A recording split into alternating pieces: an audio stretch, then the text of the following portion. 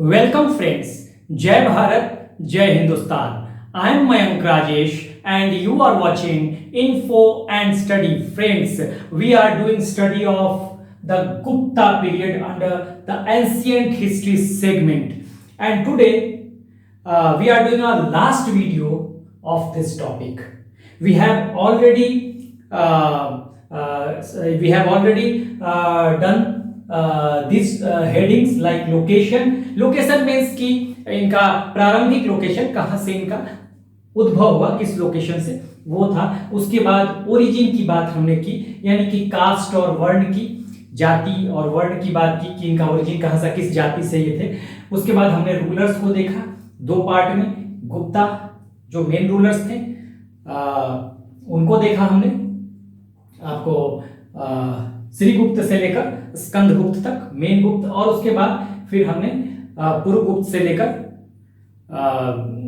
जो अंतिम उत्तर गुप्त शासक थे विष्णुगुप्त, वहां तक हमने जानकारी जो आवश्यक थी वो ले ली। उसके बाद हमने एडमिन यानी पूरे प्रशासन को देखा, एडमिनिस्ट्रेशन प्रशासन को देखा गुप्ता पीरियड के।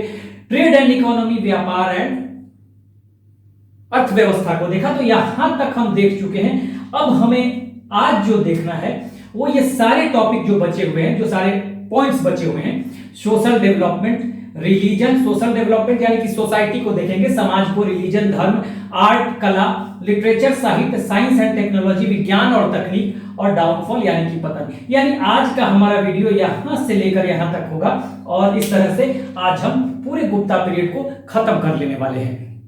लेकिन मैं बार बार कहता हूं कि जब भी हम किसी भी टॉपिक को स्टडी कर रहे हैं, ठीक है, तो हमें एक बार टाइमलाइन को जरूर रिकॉल करना चाहिए। तो आइए एक बार टाइमलाइन रिकॉल कर लेते हैं। सबसे पहले कैसे हम पहुंचे गुप्ता पीरियड तक। सबसे पहले स्टोन एज हमने देखा, यानी पाषाण काल। उसके बाद इंडस वैली सिविलाइजेशन यानी सिंधु घाटी सभ्यता, सिंधु और उसकी सहायक नदियों के सहारे ये सभ्यता डेवलप हुई, ये सिविलाइजेशन डेवलप हुआ।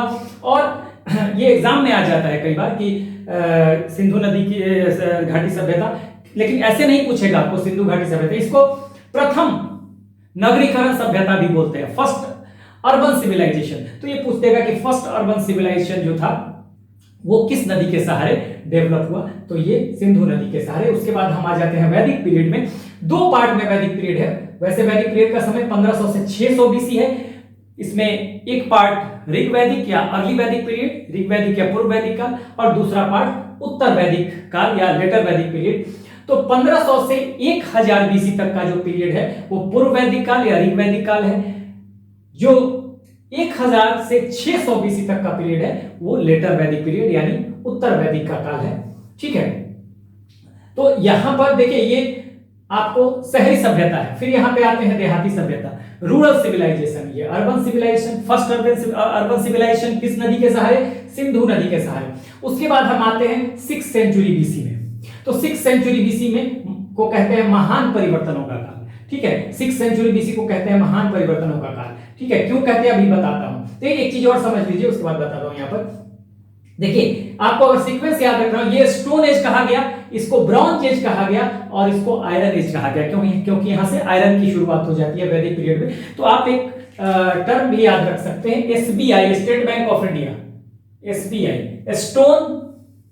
उसके बाद ये हो जाएगा, आप ऐसे कर लीजिए, साथ साथ लिख लीजिए, एस बी और आई, स्टेट बैंक ऑफ इंडिया याद रखिएगा। तो स्टोन, उसके बाद ब्रॉन्ज यानी कांस्य युग, और फिर आयरन युग। हालांकि इसके बीच में आप ताम्र युग को भी देखते हैं, इसके बीच में हम पढ़ते हैं ब्रॉन्ज और आयरन के बीच में। लेकिन जो चालकोलिथिक है जिसको हम कहते हैं ताम्र पाषाण युग, ठीक है, ताम्र पाषाण युग। तो ताम्र पाषाण युग के बारे में कहा जाता है क्या, मैंने बताया भी है कि कुछ प्री हड़प्पन पीरियड में भी आपको चालकोलिथिक फेज दिखाई देगा। कुछ पैरेलल हड़प्पन यानी इंडस वैली सिविलाइजेशन को हड़प्पा संस्कृति भी कहते हैं, कुछ पैरेलल हड़प्पन भी देगा, इसके समानांतर भी देगा इस युग में। और कुछ पोस्ट हड़प्पन पीरियड में भी आपको चालकोलिथिक जो एविडेंसेस मिलेंगे वो मिलेंगे। ठीक है, तो आप इसको ऐसे याद रख सकते हैं, स्टोन, ब्रॉन्ज और आयरन। ठीक है, उसके बाद हम आते हैं 6th सेंचुरी बीसी में। तो 6th सेंचुरी बीसी में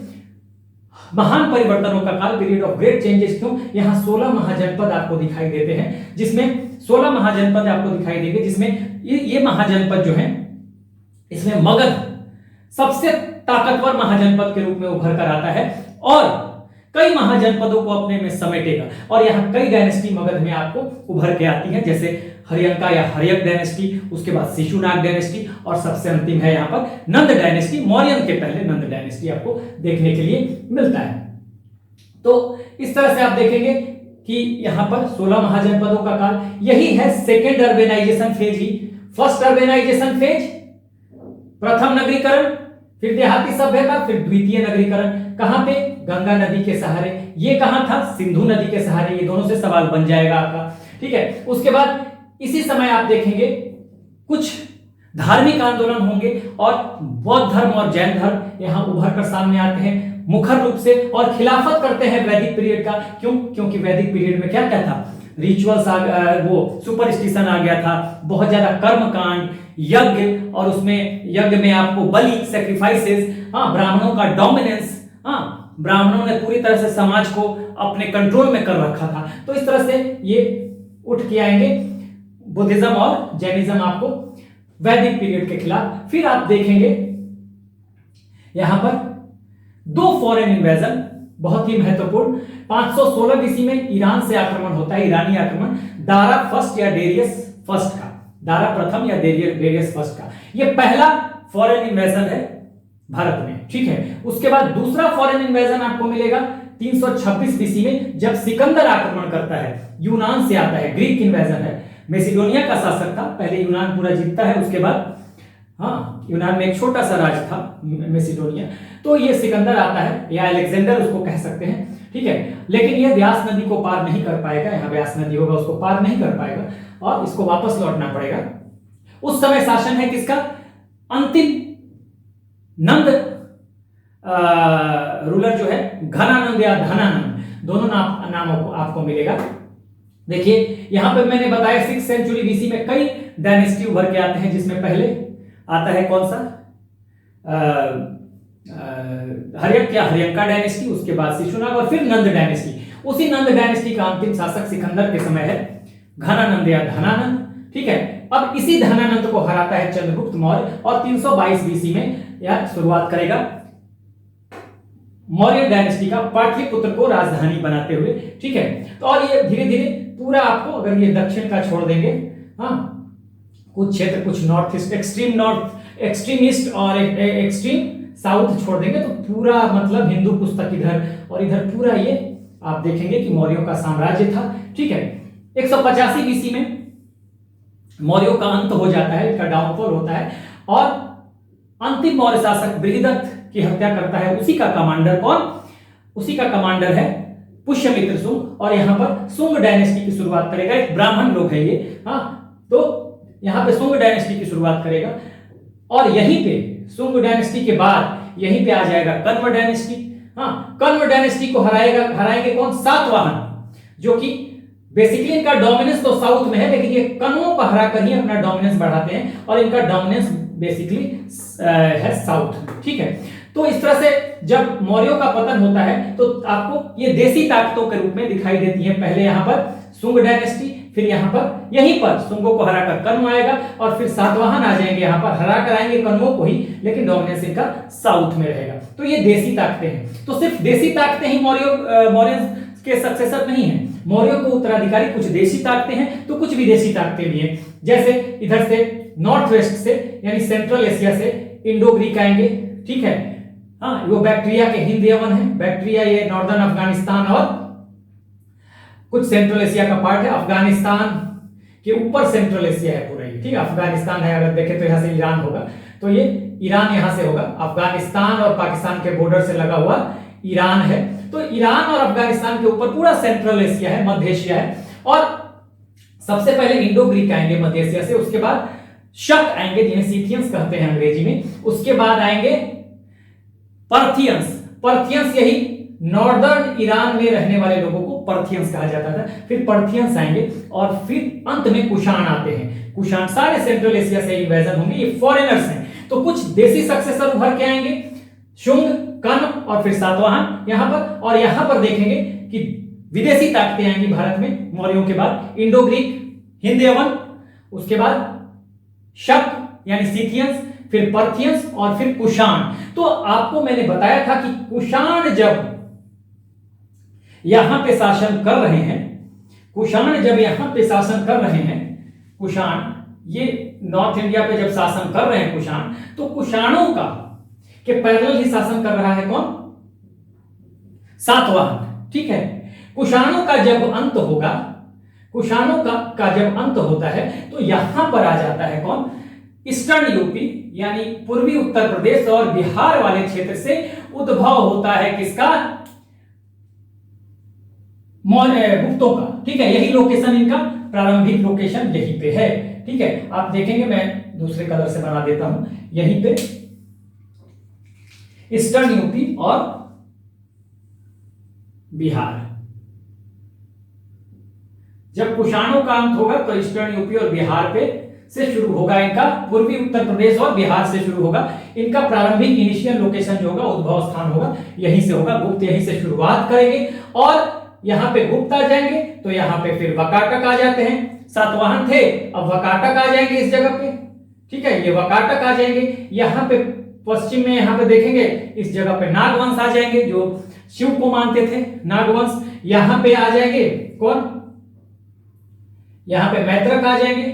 तो ये सब आप देखेंगे यहां पर। ठीक है, इस तरह से आप यहां पर देखते हैं, लेकिन हमें मतलब है इससे और धीरे गुप्तों से, गुप्तों का जो शासन होगा धीरे धीरे इनका विस्तार होगा।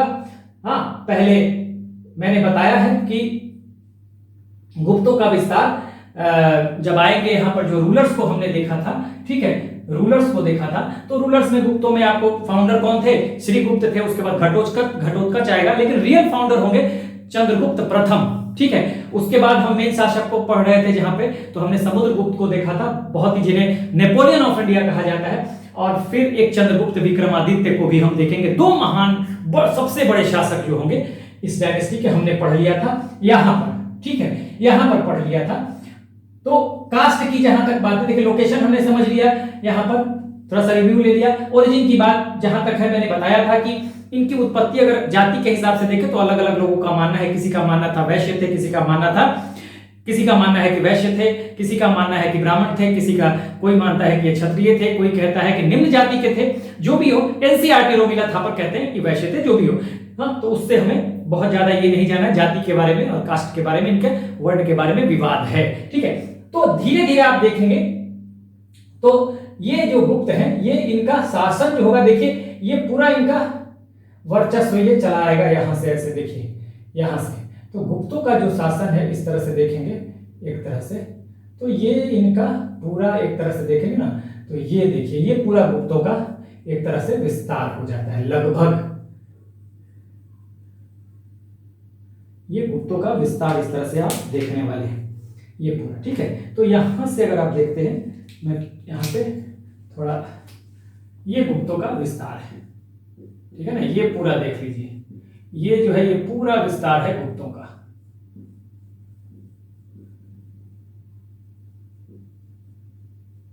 लगभग एग्जैक्ट तो आप, लेकिन देखिए यही गुप्त है। इनका भी शासन कम नहीं था, बहुत बड़ा एरिया था इनके पास भी। देखिए ये लगभग गुप्तों का बन चुका है। ठीक है,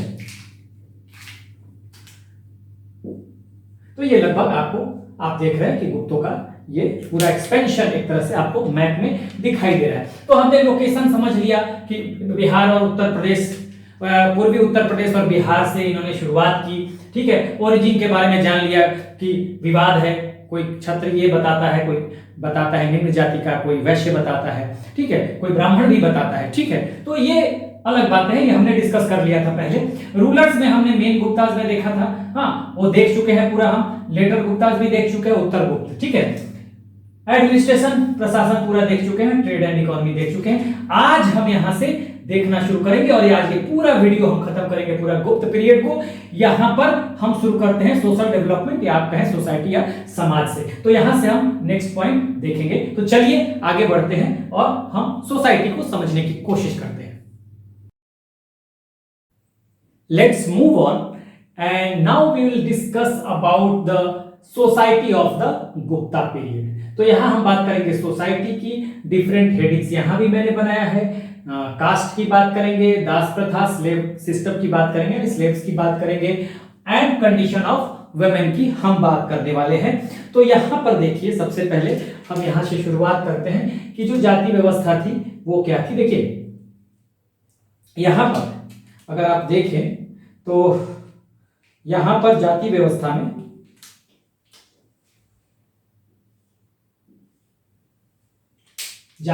में देखिए ऑलरेडी 4 वर्ण हैं, वर्ण 4 हैं मुख्य रूप से, ब्राह्मण, क्षत्रिय, वैश्य और शूद्र, जो आपने अभी तक पढ़ा है। हाँ, वही स्थिति है, डोमिनेंस तो ब्राह्मणों का ही है, ठीक है। और बृहत संहिता जो कि वाराहमिहिर द्वारा लिखा गया है, उसमें यह बताया गया है बृहत संहिता में कि ब्राह्मणों के पास 5 कमरे होने चाहिए, क्षत्रियों के पास 4 कमरे होने चाहिए उनके घरों में, ठीक है, वैश्यों के पास 3 कमरे होने चाहिए और शूद्रों के पास 2 कमरे होने चाहिए उनके घरों में। इतने कमरों की बात बृहत संहिता में कही गई है, ठीक है। तो इससे ये तो पता चलता है कि शूद्रों की स्थिति अभी भी इन जातियों से, तो इन वर्णों से तो बेटर नहीं है। हाँ, लेकिन कुछ इंप्रूवमेंट यहां दिखाई देगा। क्यों? देखिए, क्योंकि यहां पर शूद्रों को रामायण सुनने का अधिकार मिल गया है, महाभारत सुनने का, पुराण सुनने का अधिकार मिल गया है, और ये कृष्ण की पूजा भी कर सकते हैं। तो ये अधिकार अगर मिला है जो पहले नहीं था, ठीक है। तो यहां पर देखेंगे कि शूद्रों के पोजीशन में थोड़ा सा इंप्रूवमेंट आपको दिख रहा है, ठीक है ना। अगर शूद्रों का पोजीशन हम देखें तो आप कह सकते हैं कि थोड़ा सा इंप्रूवमेंट दिख रहा है। हालांकि अभी भी 3 वर्णों की अपेक्षा तो इनकी स्थिति अच्छी नहीं है, लेकिन पहले से बेटर हुआ है। यहां तक कि शूद्रों की अगर बात करें तो 7th century onward they are considered mainly as agriculturalist, ठीक है। तो ये कृषक, ठीक है, कृषक कहे जा रहे हैं, ठीक है। तो ये कृषक कहे जा रहे हैं 7th सेंचुरी ऑनवर्ड। तो एक तरह से इंप्रूवमेंट की बात कही जा रही है यहां पर, ठीक है। तो ये एक बात हो गई। डोमिनेंस हमने कह दिया कि ब्राह्मणों का ही है। आगे देखते हैं कि यहां अछूतों की भी बात की गई। देखिए बहुत सारी अछूत जातियां थी उस समय, ऐसा कहा गया। आर एस शर्मा एनसीईआरटी में भी पढ़ेंगे आप तो वहां पे मिलेगा अनटचेबल्स। बहुत सारी जातियां जो थी वो अनटचेबल्स थी। चांडाल के बारे में चर्चा मिलता है, चांडालस या चांडाल, यहाँ पे अगर देखें अनटचेबल्स के बारे में तो चांडाल के बारे में एक चर्चा मिलती है। तो चांडाल के बारे में वेनसांग ने फाहियान ने कुछ बातें कही हैं। फाहियान जो कि चंद्रगुप्त द्वितीय के समय यानी चंद्रगुप्त विक्रमादित्य के समय ये चीन से आया है भारत में। देखिए चांडालों के बारे में कहा गया है कि lived outside the town and village. जो मेन शहर है, मेन बस्ती है, मेन विलेज है, उससे ये बाहर रहते हैं चांडाल। डेल्ट इन यहां पर कर दीजिए, dealt in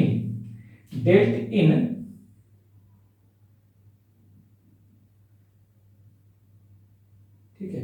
dealt in meat and flesh, यानी फ्लेश का, मांस का व्यापार बेसिकली ये कर रहे हैं। उसके बाद ये भी कहा गया कि when entered in town upper class kept themselves at a distance.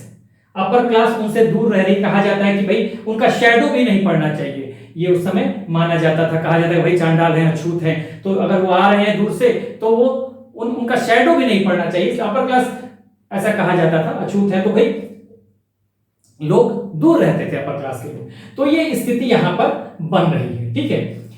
जहां तक स्लेवरी की बात है या दास प्रथा की बात है तो स्लेव्स उस समय तो थे, इसमें कहीं तो दो मत नहीं है। नारद ने 15 प्रकार के 15 टाइप्स ऑफ स्लेव्स की बात की है।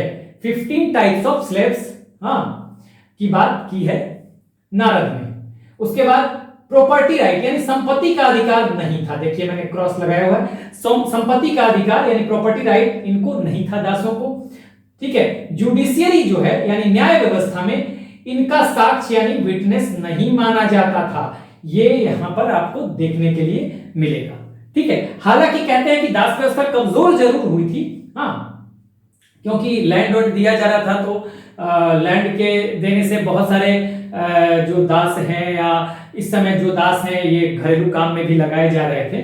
और जो लैंड व्यवस्था से ये भी इनको भी कुछ थोड़े बहुत अधिकार, बहुत ज्यादा तो नहीं, थोड़े बहुत अधिकार मिलने शुरू हो गए थे, ठीक है। तो ये घरेलू कामों में लगाया जा रहा है, ये बात कही जा रही है, ये कहा जाता है। लेकिन फिर भी देखिए, तो प्रॉपर्टी राइट नहीं है, जुडिशियरी नहीं है, जुडिशियरी में इनका साक्ष्य नहीं माना जा रहा है, यानी जुडिशियरी में अगर साक्ष्य नहीं माना जा रहा है तो इनके खिलाफ कोई भी जो बड़े वर्ण के लोग हैं, ये चाहे ब्राह्मण हो, क्षत्रिय, वैश्य हो, तो ये कुछ क्राइम करके भी अगर इसका विटनेस है भी तो कोर्ट मानता नहीं है तो उसका कोई फायदा नहीं। तो एक तरह से देखा जाए तो ये कहने के लिए है कि कमजोर हो रही थी दास व्यवस्था, लेकिन दास व्यवस्था तो है जब प्रॉपर्टी राइट भी नहीं है, ना जुडिशियरी में इनका कोई साक्ष्य है। तो यहां तक ये बात है। अब देखते हैं यहां पर महिलाओं की स्थिति, कंडीशन ऑफ वुमेन। देखिए, सबसे बड़ी बात ध्यान रखिएगा कि वेमेन्स को यानी कि महिलाओं को ट्रीटेड एज प्रॉपर्टी, हाँ ये प्रॉपर्टी की तरह ट्रीट किया है, जहां चाहे गिरवी भी रख दो, ठीक है ना, तो एक तरह से संपत्ति की तरह इसको ट्रीट किया गया है, ठीक है। अब देखिए क्या है, मैंने क्या लिखा है, सीम्स आइडियल आदर्श कंडीशन तो लग रहा है, बट सिचुएशन इज डिफरेंट। ऐसा लग रहा है कि आदर्श सिचुएशन है। क्यों लग रहा है? क्योंकि जो गुप्त कालीन यानी गुप्ता पीरियड के जो लिटरेचर है, जो साहित्य है, वहां पर बड़ा आदर्श स्वरूप दिखाया गया है नारी का, ठीक है। जैसे अब यहां पे मैं बता रहा हूं, यहां पर देखिए, महिलाओं को भी रामायण, महाभारत, पुराण सुनने का अधिकार है, ये कृष्ण की पूजा भी कर सकती हैं। तो ऐसा लग रहा है कि ये सब अधिकार इनको हैं, तो इनका कंडीशन अच्छा होगा। और जहां तक इसकी बात कही जा रही है, देखिए साहित्य की बात मैंने कहा कि साहित्य में जैसे अभिज्ञान शाकुंतलम आप देखेंगे, तो अभिज्ञान शाकुंतलम में एक कैरेक्टर है अनसुईया का, ठीक है। तो अनसुईया के कैरेक्टर को उसमें बताया गया है कि वो स्कॉलर है, किसका? इतिहास का, हाँ वो विज्ञान की हिस्ट्री की ज्ञाता है, ऐसा कहा जा रहा है, ठीक है। तो बड़ा विद्वान उसको दर्शाया गया अनसुईया को, ठीक है। इसी तरह से अमर सिंह का अमर कोश है, ठीक है। ये अमर सिंह जो है ये चंद्रगुप्त विक्रमादित्य यानी चंद्रगुप्त सेकंड के कोर्ट में ये नवरत्नों में से थे, 9 जेम्स, ठीक है ना। तो ये इनकी जो अमर कोश है उसमें जो फीमेल टीचर्स हैं, हाँ वुमेन टीचर्स हैं, शिक्षिकाओं के लिए आपको इस्तेमाल किया गया है। क्या आपको ये इस्तेमाल किया गया है कि ये आचार्य हैं, ठीक है, उपाध्याय हैं। तो एक तरह से लग रहा है, साहित्य में तो लग रहा है, बड़ा आइडियल कंडीशन लग रहा है लिटरेचर में कि उनका बड़ा मान सम्मान है, लेकिन वास्तविक स्थिति बिल्कुल डिफरेंट है। क्यों? क्योंकि देखिए यहां पर सती है, सती का सिस्टम है, सॉरी यहां पे मैं ब्लैक से ही मैंने कर दिया, ये सती प्रथा है। तो सती प्रथा तो महिलाओं के कंडीशन को अच्छा नहीं, सती प्रथा अगर है तो महिलाओं के कंडीशन को अच्छा नहीं कहा जा सकता। यहां भी मैंने शुरू में ही लिखा है ट्रीटेड एज प्रॉपर्टी, आगे देखेंगे ये बात साबित हो जाएगी। ये देखिए सती प्रथा का जो साक्ष्य है ये एरण का अभिलेख है, हाँ, और एरण के अभिलेख में सती का साक्ष्य मिलता है, ठीक है। भानुगुप्त जो है एक ये उत्तर गुप्त शासक है, भानुगुप्त लेटर गुप्ता में, ठीक है। भानुगुप्त के सेनापति हैं गोपराज, कमांडर इन चीफ है आर्मी के, उनके जो कमांडर इन चीफ है या सेनापति हैं गोपराज, उनकी पत्नी है। तो इनकी पत्नी का सती का साक्ष्य मिलता है एरण अभिलेख में, ठीक है। यही जो है ये सती हो जाती है कि पत्नी सती, ये पत्नी जो है यही जो है ये सती, हालांकि यहां पर लिखा हुआ है मैंने सती हो जाएगी, ठीक है ना, ये सती हो जाएगी। तो ये एरण का अभिलेख है और कहा जाता है कि ये जो सती का जो एविडेंस है ये सती का प्रथम अभिलेखीय साक्ष्य है। हाँ, अगर इंस्क्रिप्शन के रूप में देखा जाए तो अर्लीस्ट, ठीक है, अर्लीस्ट एविडेंस है सती का ये एरण का अभिलेख 510 एडी का, 510 एडी का ये इंस्क्रिप्शन है, अभिलेख है एरण का।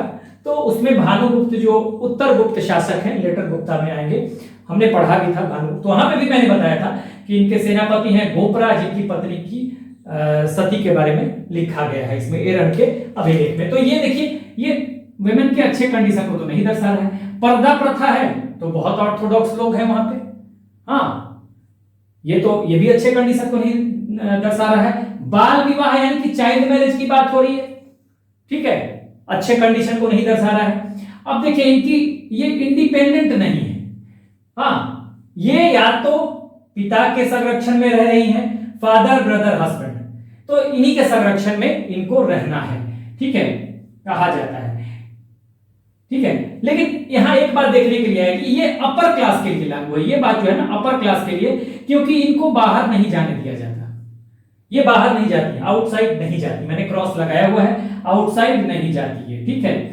अपर क्लास की महिलाएं, ठीक है। लेकिन टू लोग, सॉरी देखिए गलती मैंने यूज कर दी है यहां पर, TWO, सॉरी,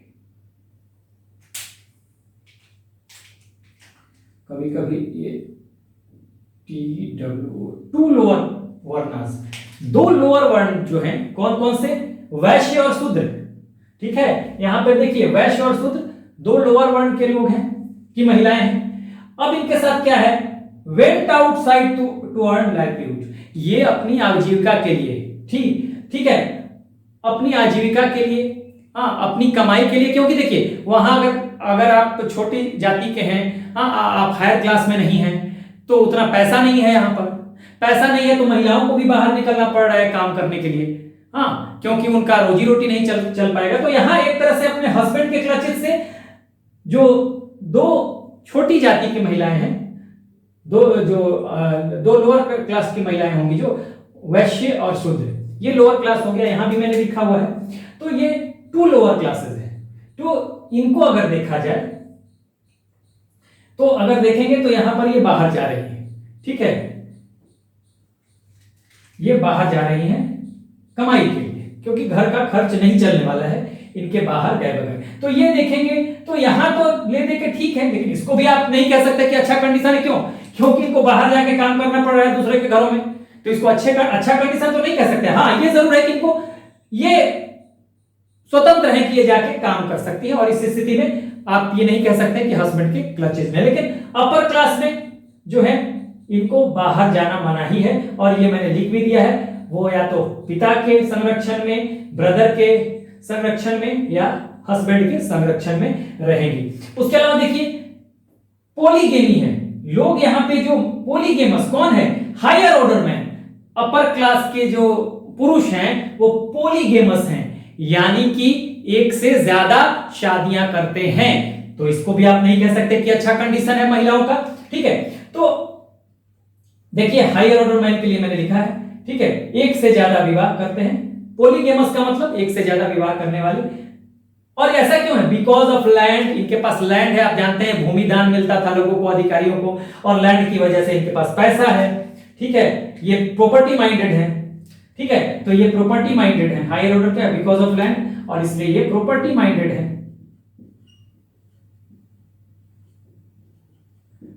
तो इनके पास ज्यादा पैसा है, तो लगता है कि एक से ज्यादा शादी करके भी हम उनको रख सकते हैं, उनका खर्च चला सकते हैं, तो इसको हम अच्छा कंडीशन नहीं कहेंगे महिलाओं का। तो इस तरह से देखा जाए तो महिलाओं का कंडीशन जो है, महिलाओं की स्थिति जो है वो साहित्य में तो बड़ी ही आदर्श दिखती है, जो डिपिक्शन है लिटरेचर में वो आपको बिल्कुल आदर्श है, लेकिन वास्तविकता कुछ और है जो मैंने यहां बताया। तो इस तरह से आप देखेंगे कि हमने ये 2-3 पॉइंट जो सोसाइटी के बारे में देखा है, सोशल डेवलपमेंट के बारे में देखा, क्या है, कास्ट सिस्टम 4 वर्ण है, तो ये ब्राह्मणों का डोमिनेंस है इसमें, ये 4 वर्ण ये हैं। तो यहां से आपको, यहां से तो देखिए बृहद संहिता में कहा गया है कि ब्राह्मणों के घरों में 5 कमरे होने चाहिए, क्षत्रियों में 4 कमरे, वैश्यों के घरों में 3 और शूद्रों के घरों में 2 कमरे होने चाहिए। यहां पर देखिए ये सवाल यहां से बन जाएगा कि क्या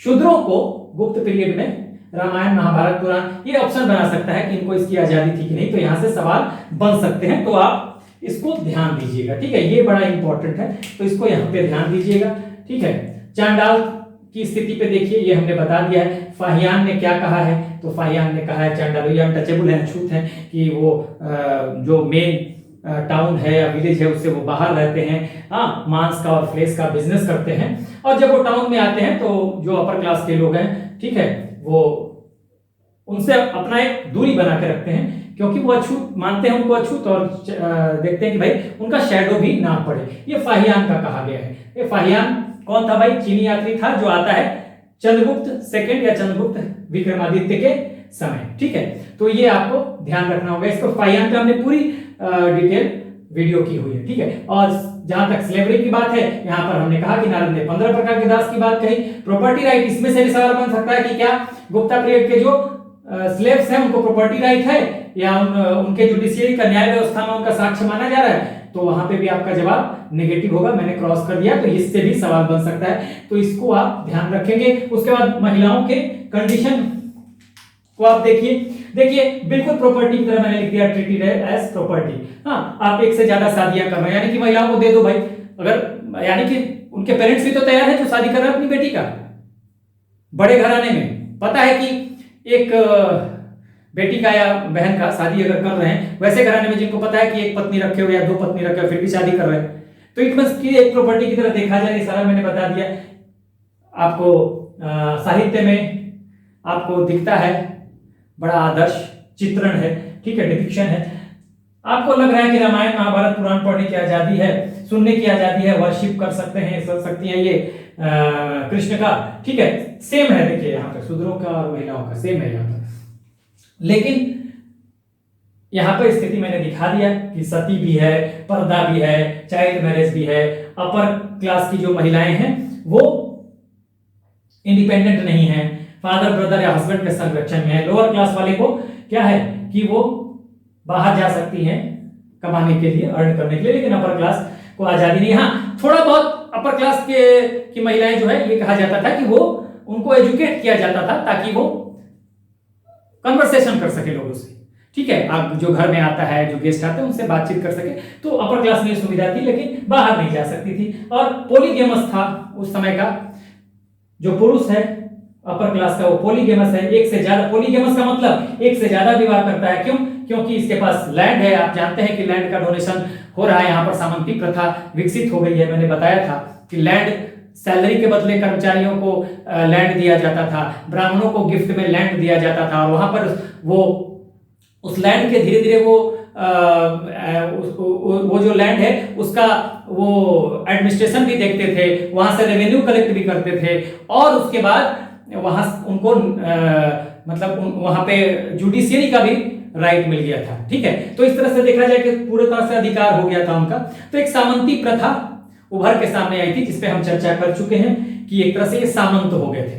हाँ, एक तरह से उस टेरिटोरी के शासक हो गए, सामंत का मतलब, क्योंकि उनको लैंड मिल गया, वहां से रेवेन्यू कलेक्शन मिल रहा है, कर रहे हैं, वहां एडमिनिस्ट्रेशन भी देख रहे हैं, और बाद में जुडिशियल राइट भी वहां पे मिल जाता है उनको, न्यायिक अधिकार भी मिल जाता है। तो इस तरह से पूरी तरह से एक तरह से उस छोटे से लैंड पे जो भी कम्युनिटी रहती है, जो भी लोग रहते हैं, उस पे वो शासन कर रहे हैं। यही सामंती व्यवस्था है, ये मैंने बता दिया था। और चूंकि सामंत, इनके पास लैंड है, ये सामंत हो गए, तो इनके पास ये प्रॉपर्टी माइंडेड हो गए, इनके पास पैसा आ गया, तो सोच रहे हैं कि भाई एक से ज्यादा हम पत्नियों को रख सकते हैं, तो पॉलीगैमस हो गए। तो इस स्थिति में साहित्य में तो देखा गया कि आदर्श चित्रण है महिलाओं का, लेकिन वास्तविकता कुछ और है। तो यहाँ पे एक तो ये सवाल आपका बनेगा, मैंने अभी बताया ना, सती का प्रथम अभिलेखीय साक्ष्य पहले भी मैं लिखवा चुका हूं इसको, जब मैं भानुगुप्त के बारे में पढ़ा रहा था उत्तर गुप्त में, वहां देखिएगा। तो एरन का अभिलेख है, तो इसमें भानुगुप्त जो है वो सेनापति हैं किसके, सॉरी, भानुगुप्त का सेनापति कौन है? गोपराज है। उनकी पत्नी का, सती का जो साक्ष्य मिलता है एरन के अभिलेख में, और सती का प्रथम अभिलेखीय साक्ष्य मतलब first evidence, earliest evidence of Sati in an inscription, तो ये आप कह सकते हैं। तो ये यहां से भी सवाल बन सकता है। आप देखिए इसको एक बार स्क्रीनशॉट लीजिए। तो इस तरह से हमने सोसाइटी को खत्म किया गुप्त पीरियड में। आगे बढ़ते हैं और कुछ अन्य पॉइंट्स को हम देखेंगे। This is the time to discuss about the religion of the Gupta period. देखिए बेसिकली अभी हम धर्म की बात करेंगे आपको गुप्ता पीरियड में, ठीक है। तो यहां पर भी हमने डिफरेंट पॉइंट्स बनाए हुए हैं। देखिए यहां पर वैष्णव धर्म है, शैव धर्म भी है, बुद्धिज्म है। हालांकि इसको इतना संरक्षण नहीं मिला, लेकिन चूंकि गुप्त शासक जो थे सभी धर्मों को लेकर सहिष्णु थे, ठीक है, टॉलरेंट थे, तो कोई दिक्कत नहीं थी, सभी धर्म धर्मों का समन्वय था वहां पर, ठीक है।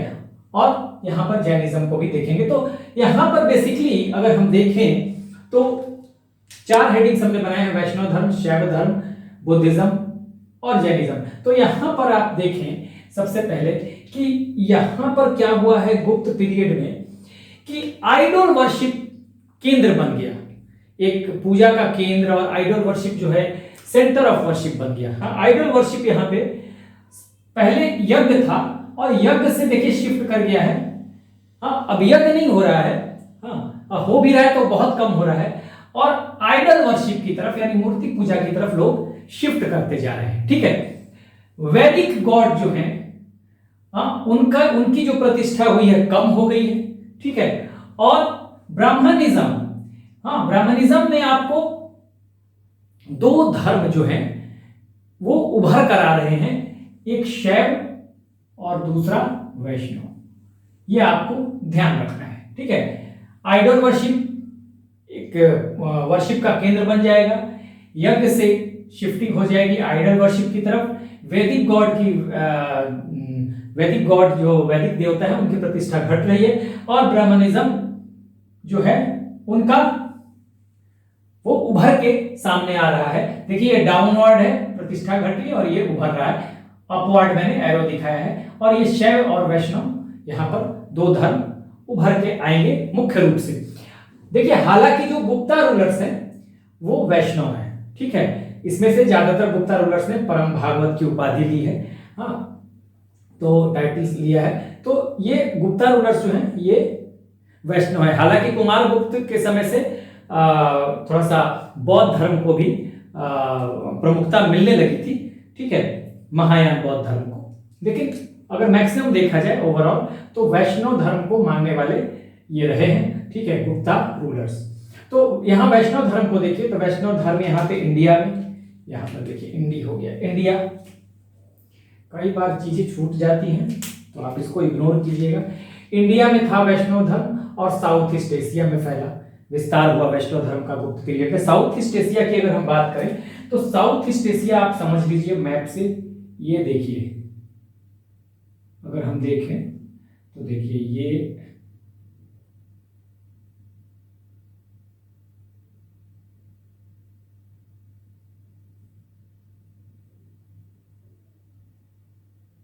हम देखेंगे इस तरह से थोड़ा ये बड़ा बन गया है, तो ये वाला पोर्शन जो है ना ये सब साउथ ईस्ट एशिया में आएगा, ठीक है। साउथ ईस्ट एशिया में इधर इंडोनेशिया होगा, हाँ, बहुत सारे इधर देश हैं साउथ ईस्ट एशिया में, थाईलैंड है, म्यांमार है, ये सब साउथ ईस्ट एशिया में आएंगे, ठीक है, इस तरफ। तो ये बस एक आपको लोकेशन जानना चाहिए, वैसे तो आप जानते ही होंगे इसको, तो कोई बड़ी बात नहीं है इसमें। तो साउथ ईस्ट एशिया में फैला। उसके बाद यहाँ पर देखिए अवतारवाद यहाँ पे शुरू हो जाता है। अवतार को कहेंगे इंग्लिश में इनकारनेशन, ठीक है, इनकारनेशन अवतार को कहते हैं। तो अवतारवाद यहां शुरू हो जाएगा, और विष्णु के 10 अवतार यहां देखने को मिलेंगे। विष्णु के 10 अवतार, अवतार को मैं कह रहा हूं कि इंग्लिश में अगर कहना होगा तो आप इसे इनकारनेशन कह सकते हैं, इनकारनेशन, ठीक है, इनकारनेशन आप इसे कह सकते हैं। थोड़ा मैं ऊपर कर देता हूं साफ ढंग से।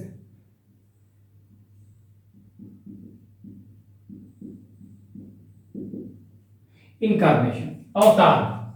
तो यहां विष्णु के 10 अवतार आपको देखने के लिए मिल रहे हैं। अब ये 10 अवतार सांसारिक कष्टों से मुक्ति दिलाता है। ये अवतार कहा जाता है कि जब भी संसार में कुछ क्राइसिस आएगा, लोगों को कष्ट होगा, पाप बढ़ जाएगा, हाँ, उस समय विष्णु का एक अवतार, विष्णु का एक नया अवतार रूप आ रहा है, और वो लोगों को कष्टों से मुक्ति दिला रहा है। Whenever the social order faces a crisis,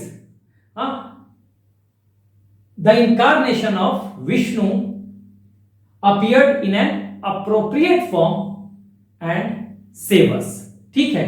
whenever social order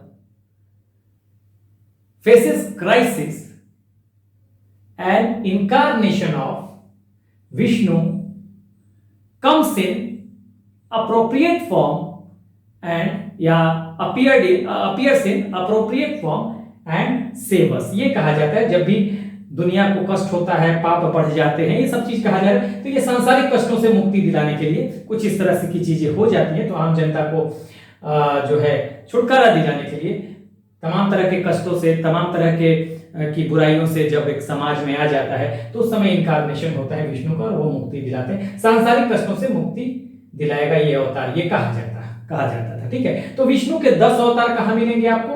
Gupta period में आपको देखने के लिए मिल रहे हैं। और गुप्ता पीरियड देखिए वैष्णव है, मैंने कहा कि ये लोग वैष्णव धर्म का पालन कर रहे हैं ज्यादातर शासक। ठीक है, कुमार गुप्त के समय थोड़ा सा बुद्धिज्म की तरफ इंक्लिनेशन बढ़ता है कुमार गुप्त का। ठीक है, तो वो अलग बात है। हालांकि वैष्णव होने के बावजूद ये लिबरल हैं गुप्ता रूलर्स, अन्य धर्म को भी ये उसी नजरिए से देखते हैं। ठीक है, ये नहीं कि बहुत ज्यादा बायस्ड है। ठीक है, मानते हैं वैष्णव को जरूर। देखिए परम भागवत बहुत सारे शासकों ने टाइटल लिया था, हमने पढ़ा भी था। ठीक है, स्कंदगुप्त ने लिया, समुद्रगुप्त ने लिया, बहुत सारे शासकों ने लिया परम भागवत का। ये परम भागवत उनका था ही, ये चूंकि वैष्णव धर्म को मानते थे, परम ज्यादातर शासक जो है गुप्त शासकों में इन्होंने अपने आप को परम भागवत कहा। ठीक है, उसके बाद देखिए शैव धर्म। शैव धर्म देखिए यहाँ पर एक तो वैष्णव धर्म आता है, एक शैव धर्म भी यहाँ पे उभर के आ रहा है। शासक जो है वो मान रहे हैं वैष्णव को, एक बात समझिएगा, शासक जो है वो मान रहे हैं, लेकिन अन्य धर्मों के प्रति भी सहिष्णु है। कैसे पता चलता है? देखिए शैव धर्म में आस्था किस तरह से है इनका। देखिए स्कंदगुप्त वैसे तो ये मानते हैं कि ये परम भागवत हैं, ये विष्णु भागवतिज्म कहिए या वैष्णविज्म कहिए, बात एक ही है। यहाँ पर वैष्णविज्म को या भागवतिज्म भी कह सकते हैं, एक ही बात है। परम भागवत का मतलब या भागवत का मतलब विष्णु से ही है।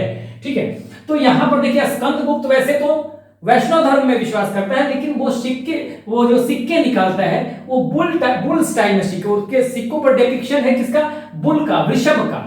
ठीक है ना, बुल, सांड या वृषभ उसका। तो इसका मतलब यह है कि वैष्णव धर्म के अलावा भी इनकी आस्था है, उसको लेकर मन में कोई वो नहीं है, नेगेटिविटी नहीं है। तो इस तरह से यहाँ देखिए, यहाँ आस्था दिख रही है, हालांकि ये वैष्णव है। अर्धनारीश्वर देखिए, मैंने कहा कि यहाँ पर मूर्ति पूजा यज्ञ से लोग शिफ्ट कर रहे हैं, यज्ञ से शिफ्टिंग हो रही है आइडल वर्शिप की तरफ, या आइडल वर्शिप का केंद्र बनता जा रहा है, और इसी का नतीजा है अर्धनारीश्वर। अर्धनारीश्वर का मतलब शिव और पार्वती की ज्वाइंट मूर्तियां बन रही है, ज्वाइंट इमेज, शिव और पार्वती की ज्वाइंट इमेज यहाँ पे दिखाई दे रही है। इसी तरह हरिहर एक गॉड है, इनका इमेज, ये मूर्ति दिखाई देती है। ये मूर्ति किस तरह का है? देखिए ये इस तरह का अगर मूर्ति है कोई भी, इसमें राइट साइड में शिव है। देखिए ये राइट हो जाएगा, हम अगर ऐसे देख रहे हैं तो सामने, तो ये राइट हो जाएगा, ये लेफ्ट हो जाएगा। तो राइट साइड में यानी कि दाहिने साइड में शिव है और लेफ्ट साइड में विष्णु है। तो हरिहर की मूर्ति यहाँ पर आपको दिखाई दे रही है, राइट में है शिवा और लेफ्ट में है विष्णु। तो ये आपको ध्यान रखना चाहिए। प्लस यहीं पे आपको गुप्ता पीरियड में ही त्रिमूर्ति का कॉन्सेप्ट आ रहा है, ब्रह्मा भी है, विष्णु भी है, महेश भी हैं। तो देखिए यहाँ पे शैव धर्म का भी रिफ्लेक्शन है, विष्णु तो है ही यहाँ पर, चूंकि वैष्णव धर्म को शासक मान ही रहे हैं। और यहाँ पर देखिए ब्रह्मा, विष्णु, महेश पहली बार एक मूर्ति में दिखाई दे रहे हैं, त्रिमूर्ति कहा जा रहा है। और महेश किसको कहते हैं? शिव को। ठीक है, तो ये पहली बार देखिए मूर्तियों की पूजा यहां से आपको मैंने लिख दिया था, यज्ञ से लोग शिफ्ट कर रहे हैं आइडल वर्शिप, यानी कि अब मूर्ति पूजा, ऐसा नहीं कि यज्ञ भी होता होगा, कम हो गया, लेकिन जो केंद्र बन गया वर्शिप का वो मूर्तियां हो गई, image worship, idol worship, image worship, ये सब होने लगा। तो ब्रह्मा, विष्णु, महेश का कॉन्सेप्ट कहां पे आता है? गुप्ता पीरियड में। ध्यान रखिएगा, सवाल बनेगा यहां से कि ब्रह्मा, विष्णु, महेश का कॉन्सेप्ट कब आता है भाई? तो ये गुप्ता पीरियड में। या त्रिमूर्ति खाली पूछ दे, ब्रह्मा, विष्णु, महेश ना पूछे, तब भी आपका आंसर होगा गुप्ता पीरियड। हरिहर का कॉन्सेप्ट जो इमेज है, जिसमें दाहिने में शिव है और बाएं में विष्णु है, उसका कॉन्सेप्ट कहां से आता है, कब आता है? तो गुप्ता पीरियड में। ठीक है, अर्धनारीश्वर का कॉन्सेप्ट कब आता है? तो गुप्ता पीरियड में। ये सब सवाल बनने वाले हैं, सब सवाल बनेंगे यहां से। उसके बाद एक और चीज देखिए, यहाँ पर शैव धर्म में यहाँ पर देखिए और भी कुछ संप्रदाय कम्युनिटी आए थे, कापालिक हैं, पाशुपत हैं, कालामुख हैं। ये सब देखिए, ये सब आए तो थे, लेकिन ये जो है नर बलि को, यानी कि ह्यूमन सेक्रीफाइस, ठीक है, नर बलि को ये मानने वाले थे, इसलिए इनको पॉपुलैरिटी मिल नहीं पाई। ठीक है ना, तो ये आपको ध्यान रखना है, यही से क्योंकि मैंने यही इसके नीचे लिख दिया है, जगह लिखता है, यहां से मैंने एरो दिया हुआ है, ठीक है। उसके बाद बुद्धिज्म है। देखिए मैंने बार बार कहा है कि इनको राजकीय संरक्षण उतना नहीं प्राप्त है, क्योंकि ज्यादातर जो है शासक वो वैष्णव धर्म को मानने वाले हैं। बावजूद क्या है, अन्य धर्मों के प्रति भी इनकी आस्था है, मतलब जरूरत पड़ने पर अन्य धर्मों का भी ये समर्थन करते हैं, ऐसा नहीं है, मानते हैं जरूर वैष्णव को। अब यहां पर देखिए चंद्रगुप्त विक्रमादित्य। अब देखिए कोई इनके मन में निगेटिविटी नहीं है बौद्ध धर्म को लेकर, तभी तो है चंद्रगुप्त विक्रमादित्य क्या है, वैष्णव को मान रहे हैं ये लोग। लेकिन आम्रकरदव एक बुद्धिस्ट है, बौद्ध हैं, इनके ऑफिशियल हायर पोस्ट उनको दिया गया है, ठीक है, इनको हायर पोस्ट दिया गया, बुद्धिस्ट हैं, बौद्ध धर्म को मानने वाले हैं, तो इनको हायर पोस्ट दिया गया। तो ये आपको आम्रकरदव ध्यान रखिएगा, आम्रकरदव जो है ये इनको दिया गया था चंद्रगुप्त विक्रमादित्य के समय। तो इट मींस की नेगेटिविटी नहीं है दूसरे धर्मों के प्रति। इसके बाद अगर आप कुमारगुप्त को देखें तो कुमारगुप्त के समय से, इस समय गुप्ता पीरियड में कुमारगुप्त के समय से महायान बौद्ध धर्म को थोड़ा प्रश्रय मिला था। उस समय इसको थोड़ा सा एनकरेजमेंट मिला था महायान बौद्ध धर्म को। देखिए नालंदा विश्वविद्यालय जो है ये कुमारगुप्त के समय इसकी स्थापना की गई थी, नालंदा विश्वविद्यालय। ध्यान रखिएगा, यहां से सवाल बनेगा कि कुमारगुप्त ने जो एनकरेज किया था, कुमारगुप्त के समय बौद्ध धर्म की किस शाखा को एनकरेज किया था, तो महायान। या गुप्तों के पीरियड में, ना कुमारगुप्त का नाम ना दे, गुप्तों के पीरियड में बौद्ध धर्म की किस शाखा का, हाँ, जो है किस शाखा को एनकरेजमेंट मिला था, तो महायान को। देखिए नालंदा विश्वविद्यालय है, कुमारगुप्त के समय इसकी स्थापना होती है, और ये महायान बुद्धिज्म को इसने एनकरेजमेंट दिया था। हाँ, महायान बुद्धिज्म का ये बौद्ध धर्म का बहुत बड़ा शिक्षा का केंद्र था। ऑक्सफोर्ड ऑफ महायान भी इसको कहा जाता है, नालंदा विश्वविद्यालय को, Oxford of Mahayana, Oxford of Mahayana. ये ध्यान दीजिएगा, मैंने लिखवाया हुआ है, जहां मैंने कुमारगुप्त आपको पढ़ाया है वहां पे इसको बताया है, नालंदा विश्वविद्यालय को ऑक्सफोर्ड ऑफ महायान। देखिए प्राचीन भारत की अगर बात करें तो प्राचीन भारत में सबसे पहला यूनिवर्सिटी, और जैसे देखा जाए और पूरे विश्व का माना गया कि तक्षशिला था, लेकिन हॉस्टल फैसिलिटी के साथ जो पहला यूनिवर्सिटी था वो नालंदा विश्वविद्यालय था। बौद्ध शिक्षा का केंद्र था। यहां पर मेडिकल की पढ़ाई यानी चिकित्सा की पढ़ाई अनिवार्य थी सबके लिए, ठीक है ना, ये कंपलसरी था, चिकित्सा की शिक्षा, ठीक है, मेडिकल एजुकेशन वो जो था वो अनिवार्य था। और ऑक्सफोर्ड ऑफ महायान कहा गया इसको, तो ये आप ध्यान रखिएगा। तो महायान गुप्तों के समय किस बौद्ध धर्म के किस शाखा को एनकरेज किया गया, तो महायान, खासकर कुमारगुप्त के समय में, ठीक है। तो ये आपको ध्यान रखना है, यहां से सवाल बच जाएगा। उसके बाद अगर हम देखें, रॉयल पैट्रोनेज नहीं मिला था, रॉयल पैट्रोनेज बुद्धिज्म को नहीं है, लेकिन फिर भी एक आस्था है। कुमारगुप्त के समय थोड़ा सा एनकरेजमेंट जरूर मिला, ठीक है। अब जैनिज्म की बात करें तो यहाँ पर देखिए 2 काउंसिल होते हैं, सभाएं होती है, एक मथुरा में और दूसरा वल्लभी में, वल्लभी गुजरात में है। और इनको कहा गया सेंटर थे ये श्वेतांबर संप्रदाय के, श्वेतांबर जो कि श्वेत कपड़े पहनते हैं जैन धर्म में। 2 संप्रदाय मेन है जैन धर्म में, श्वेतांबर और दिगंबर। श्वेतांबर जो है कि सफेद कपड़े पहनते हैं, और दिगंबर जो है ये नेकेड रहते हैं, विदाउट क्लोथ रहते हैं। तो बंगाल जो सेंटर बना ये दिगंबर का बना उस समय, ठीक है, गुप्तों के समय। तो यहां पर हमने धर्म को भी अच्छे से देख लिया।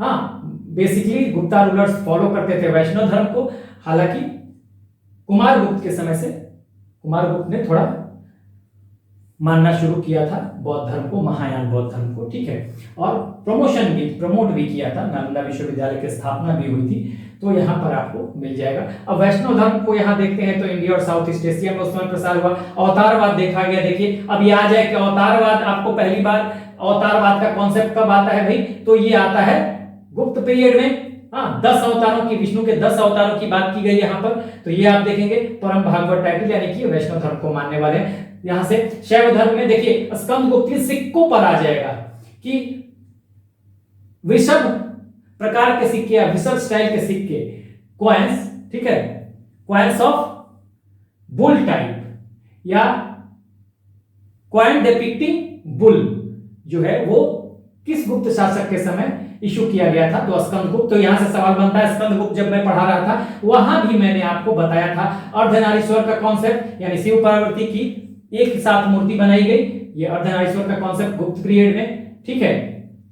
हरिहर की मूर्ति, यहां भी शिव और विष्णु की मूर्ति बनाई गई एक साथ, दाहिने शिव और बाएं विष्णु, ठीक है। ये गुप्त पीरियड में आया। त्रिमूर्ति का कॉन्सेप्ट, ब्रह्मा विष्णु महेश, महेश किसको बोलते हैं, शिव को, ये भी आया गुप्तों के समय। और गुप्तों के समय एक सवाल को ट्विस्ट भी कर सकता है, यहां पर आपको many god to one god की तरह शिफ्टिंग दिखाई देती है। तो ये अगर कहा जाए कि बहु देववाद की तरफ से एकेश्वरवाद की तरफ जो झुकाव है वो कहां दिखाई देती है, किस पीरियड में, तो ये झुकाव आपको गुप्ता पीरियड में दिखाई देता है। एक तरह से शिफ्टिंग हो रही है। देखिए त्रिमूर्ति, ब्रह्मा विष्णु महेश को एक ही साथ बना दिया गया एक मूर्ति में, यानी मेनी गॉड को, जो बहुत सारे गॉड है, एक से ज्यादा गॉड है, शिफ्ट कर दिया गया कहां, वन गॉड में बदल दिया गया, यानी कि बहुदेववाद से एकेश्वरवाद की तरफ, यहां बहुदेववाद से अवधारणा ले जाई जा रही है किधर, एकेश्वरवाद की तरफ, एक देवता की तरफ, ठीक है। तो यहां पे अगर पूछ दिया जाए, इससे सवाल बन सकता है, त्रिमूर्ति से सवाल, सारे सवाल बनेंगे यहां से, ठीक है। तो ये आपको ध्यान रखना है। त्रिमूर्ति का कॉन्सेप्ट कब आया पूछा जाए तो गुप्ता पीरियड में, अर्धनारीश्वर का गुप्ता पीरियड में, हरिहर का कॉन्सेप्ट, हरिहर एक देवता है जिसमें शिव और विष्णु को एक साथ बनाया गया है, ठीक है। दाएं साइड में शिव, बाएं साइड में विष्णु, ये कहां से कॉन्सेप्ट आया, तो ये गुप्ता पीरियड में। उसके बाद बुद्धिज्म की बात अगर करें तो आम्रकद्दव नाम के, क्योंकि हालांकि प्रश्रय नहीं है उतना ज्यादा, हाँ ये वैष्णव धर्म को फॉलो करने वाले हैं जो गुप्ता पीरियड के शासक हैं, लेकिन ये दूसरों को भी महत्व देते हैं, दूसरे धर्म को भी महत्व दे रहे हैं। तो इसलिए आम्रकर्दव नाम के एक बौद्ध को इन्होंने बनाया भी था, हायर पोस्ट दिया था। इसका मतलब यह है कि जाति पाति नहीं देखते किसी पद को देने में, ठीक है, वहां नहीं है। महायान बौद्ध धर्म का को एनकरेजमेंट मिलता है गुप्ता पीरियड में, ठीक है।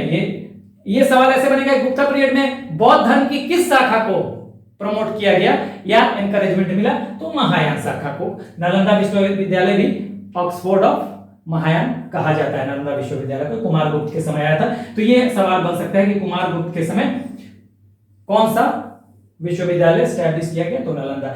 बाकी यहाँ एक आप एक सरसरी निगाह से कपाली, पाशुपत और कालामुख भी आए थे गुप्ता पीरियड में। ये शैव धर्म को मानने वाले थे, शिव को मानने वाले थे, लेकिन चूंकि ये ह्यूमन सैक्रिफाइसेस में बिलीव करते थे, नर बलि में, इसलिए इनकी पॉपुलैरिटी या लोकप्रियता नहीं हो पाई। जैनिज्म की बात करें तो दो काउंसिल देखी जाती है, मथुरा और वल्लभी। सवाल आएगा इस समय कि गुप्ता पीरियड में श्वेतांबरों का सेंटर कहां पे था, तो केंद्र माना गया मथुरा और वल्लभी को, जबकि दिगंबरों का केंद्र कहां माना गया, तो बंगाल। तो ये आपके जहां जहां सवाल बनते हैं हमने बता दिया, ठीक है। सवाल बनेगा कि वैदिक गुप्ता पीरियड में किन दो धर्मों का मुख्य रूप से उदय होता है, तो शैव और वैष्णव। ध्यान रखिएगा, मैंने कहा कि गुप्ता रूलर्स वैष्णव को मानते हैं, इसका मतलब ये नहीं है कि शैव धर्म नहीं है। वैष्णव को गुप्ता, वैष्णव धर्म, दो धर्म उभर के आ रहे हैं, शैव और वैष्णव। इनको ज्यादा प्रश्रय मिल रहा है, इनको थोड़ा कम मिल रहा है, ठीक है। ये दोनों ज्यादा, क्योंकि अब शैव धर्म के साथ वैष्णविज्म को भी तो मिला दिया गया,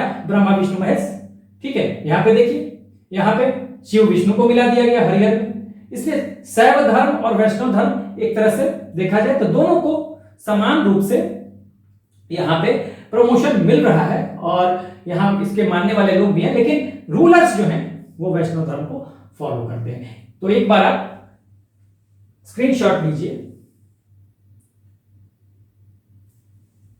चलिए, तो अब हम आगे बढ़ेंगे और कुछ दूसरे पॉइंट्स को देखेंगे।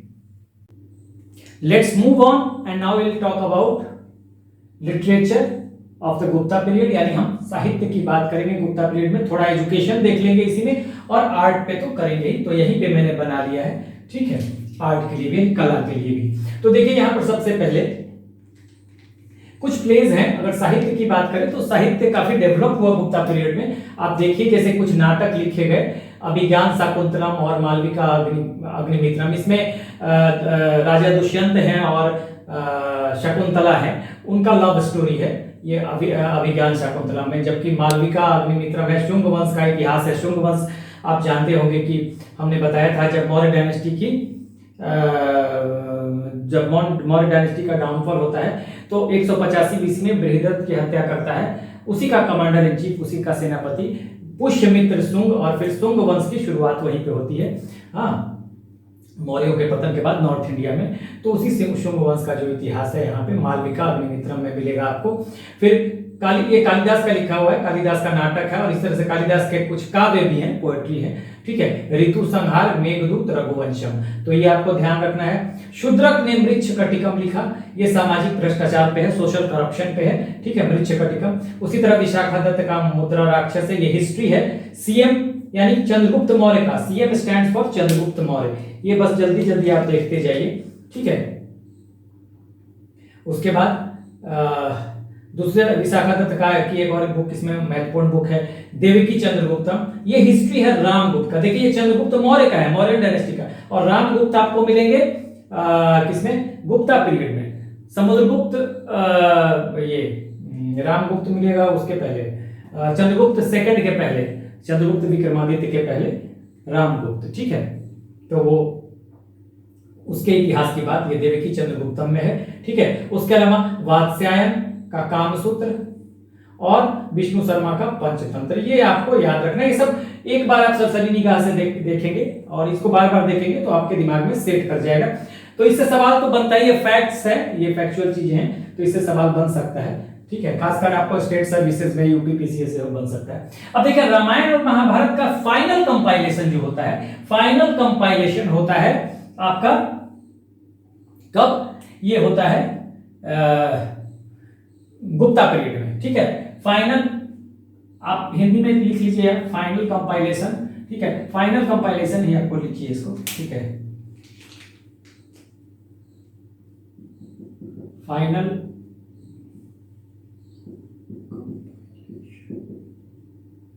फाइनल कंपाइलेशन जो होता है ये आपको रामायण और महाभारत का ये अंतिम रूप दिया जाता है, मतलब गुप्ता पीरियड में, तो ये इंपॉर्टेंट बात है। उसके बाद देखिए प्रशस्ति, कुछ इंपॉर्टेंट प्रशस्ति है, प्रयाग प्रशस्ति, ठीक है। प्रयाग प्रशस्ति किसका है, समुद्रगुप्त का है। समुद्रगुप्त की पूरी जानकारी प्रयाग प्रशस्ति में है और उनके कोर्ट पोएट हरिसेन के द्वारा लिखा गया था, तो ये आपको ध्यान रखना है। प्रयाग प्रशस्ति भी गुप्त पीरियड का ये प्रशस्ति है, ठीक है। उसके बाद मंदसौर प्रशस्ति, ये वासुकी द्वारा लिखा गया है, तो ये आपके लिए इंपॉर्टेंट है।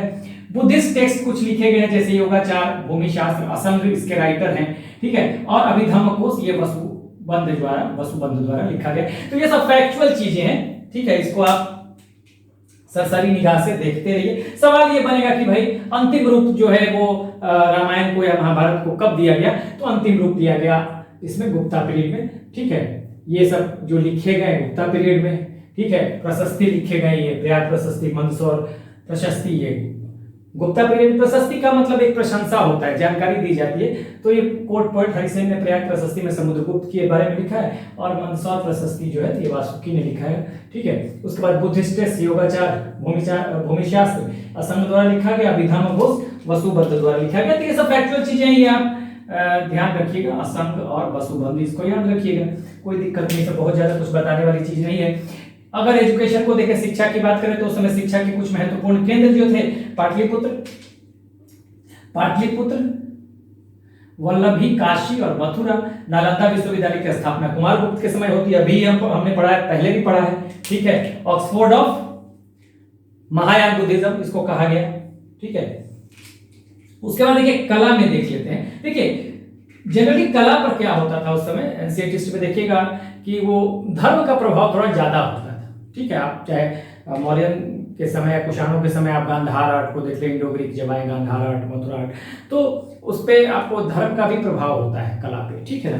तो यहाँ पे भी देखिए धर्म का प्रभाव है। यज्ञ से लोग, यजना से आइडल वर्शिप की तरफ, यानी इमेज वर्शिप या मूर्ति पूजा की तरफ ये लोग शिफ्ट कर रहे हैं यहाँ पर, इसलिए मंदिर, मठ और स्तूपों का कंस्ट्रक्शन होगा व्यापक तौर पे, ये देख लीजिए, ठीक है। मंदिर का, टेम्पल्स, मठ, स्तूपा, ठीक है। स्तूप क्या होते हैं, देखिए राउंड बेस पे इस तरह का कंस्ट्रक्शन बनाया जाता है, और बुद्ध, ये डोम लाइक स्ट्रक्चर होता है, और नीचे इसके क्या होता है, रिलिक्स होते हैं, महात्मा बुद्ध के कपड़े हो गए, अस्थियां हो गई, उसी के ऊपर ये कंस्ट्रक्शन बना दिया जाता है, ठीक है।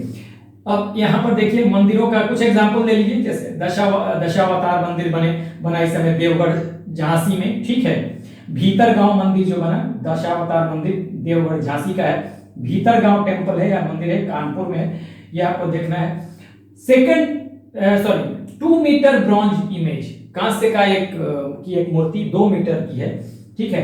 तो ये बुद्ध की मूर्ति है, सुल्तानगंज में मिला, ये भागलपुर में के पास, सुल्तानगंज भागलपुर के पास है, ठीक है। आप जानते हैं जब लोग देवघर जाते हैं सावन में और वो जल यहीं से उठाते हैं सुल्तानगंज से, ठीक है। उसके अलावा अजंता पेंटिंग्स गुप्त पीरियड का है। देखिए होता क्या है कि इसमें ये 1st to 7th century AD का ये अजंता पेंटिंग्स है, लेकिन मोस्ट ऑफ द पेंटिंग्स जो है इसमें गुप्त पीरियड का है, जिसमें कि बुद्धा और प्रीवियस बुद्धा, कहते हैं ना कि बोधिसत्व आते हैं, प्रीवियस बुद्धा की कहानी भी आप देखे होंगे ना जातक कथाओं में, प्रीवियस बुद्ध के कई जन्मों की कहानी है जातक कथाओं में। तो कहते हैं कि बुद्धा और प्रीवियस बुद्धास की जो पेंटिंग्स है इसमें की गई है अजंता पेंटिंग्स में, और मोस्ट ऑफ द पेंटिंग्स यहाँ पे जो है वो